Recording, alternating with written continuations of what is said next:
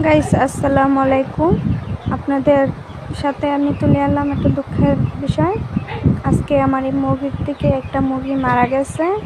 কিসের জন্য মারা গেল সেটা আমি জানি না, কিন্তু গাইস দোয়া করবেন যেমন আমার মুরগিটি ভালো থাকে।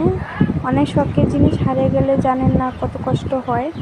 যারা পালে, যারা শখের কোনো কিছু হারিয়ে যায় তাই জন্য আমি সুন্দর খোলা বাতাসে নিয়ে আসলাম, বাইরে একটু খোলা বাতাস পাক, সেটা ভাবলাম, তাই জন্য নিয়ে আসলাম। গাইস প্লিজ আমার ভিডিওটা লাইক দিয়ে একটু শেয়ার করে দিন, আর যদি ভালো লাগে পুরোটা ভিডিও দেখবেন। তাই জন্য বাইরে নিয়ে আসলাম, যেমন একটু খোলা বাতাস থাকুক, ভালো থাকুক।